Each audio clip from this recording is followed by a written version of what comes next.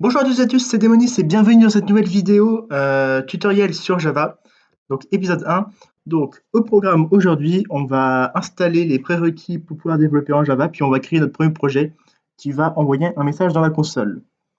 Donc déjà pour commencer, donc tous les liens seront dans la description, donc je vais vous guider quand même. Mais vu que j'ai déjà l'idée d'installer, je vais pas le réinstaller, mais de toute façon il n'y a qu'un seul truc à faire quand vous allez le lancer. Donc du coup, donc le premier lien, donc déjà il faudrait que vous installiez le Java JDK. Donc vous tapez Java JDK sur internet, puis prenez le lien Oracle. Donc ce sont le non, carrément pas en fait, parce que le lien sera en description, je le mettrai en description. Donc une fois que vous arrivez ici, vous prenez la dernière version, donc c'est celle-là. Donc vous acceptez la licence et vous téléchargez la version. Donc en fonction de votre système d'exploitation et de votre version. Donc maintenant il va falloir que vous créez un compte Oracle, parce qu'avant c'était pas le cas, mais maintenant il faut. Donc voilà. Donc soit vous trouvez un autre lien, mais bon, c'est déconseillé, soit vous le téléchargez directement sur le site d'Oracle, et dans ce cas, il faudra que vous créez un compte. Donc une fois que vous avez installé le JDK, donc c'est une installation simple, hein, vous installez l'exe, vous le lancez, et puis voilà, ça l'installe. Vous devrez installer Eclipse. Donc, le lien est aussi dans la description. Donc vous auriez juste à cliquer sur Download. Je vous mettrai le lien directement de cette page. Donc juste cliquez sur Download, puis après ce sera une installation classique. Juste, il vous demandera à un moment donné de choisir entre plusieurs trucs. Il faut que vous choisissez Download Eclipse for Java Developers. Voilà, c'est important parce que sinon vous n'aurez pas les mêmes librairies et les mêmes outils. Donc voilà, une fois que vous avez installé ça, hop, Eclipse sera installé. Donc on va le lancer.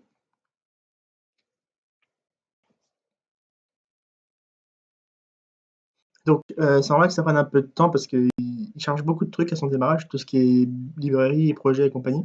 Enfin moi perso j'ai pas mal de projets donc bon. Quoique vu que j'ai changé de workspace, j'ai pas encore reload tous les projets, il va falloir que je le fasse d'ailleurs.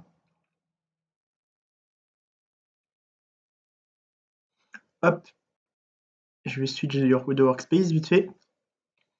Hop.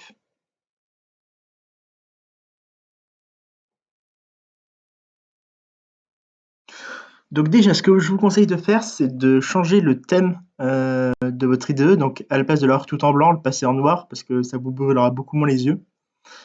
Donc pour ce faire, je vais vous montrer, je sens juste que ça démarre.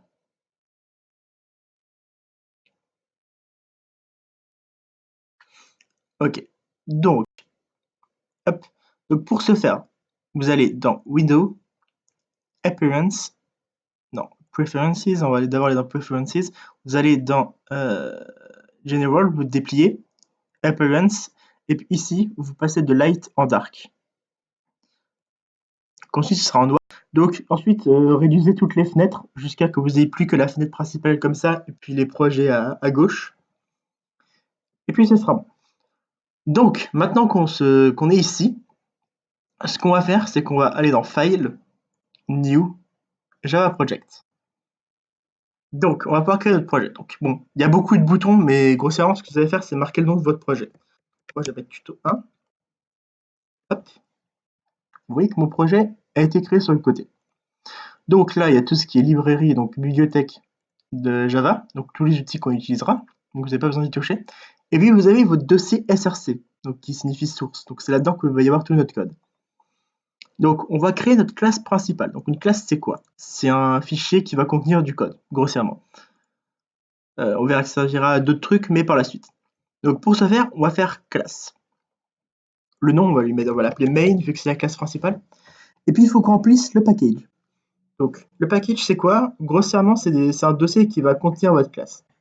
Donc généralement on met un nom de domaine, point votre pseudo ou votre nom comme vous voulez, point nom du projet. Enfin, perso c'est comme ça que je fais. Bien sûr sans majuscule. Une fois que vous avez écrit votre nom de package, votre nom de classe, vous pouvez faire finish. Là normalement ça va m'ouvrir la classe, voilà ça m'a ouvert la classe. Donc comme vous voyez que là ça m'a mis le lien de le nom de mon package. Puis ici, ça m'a écrit tout ça public class main. Donc en gros, tout le code qui va être entre ces accolades va être contenu dans notre classe. Donc, pour commencer à faire un programme basique, on va devoir créer ce qu'on appelle la méthode main. Donc une méthode, c'est quoi? C'est un bloc de code. On verra ça dans une future vidéo, comment ça marche et comment créer. Et du coup, on va créer notre méthode main. Donc ça, c'est juste une ligne à apprendre par cœur. qui doit servir au début de tous vos programmes.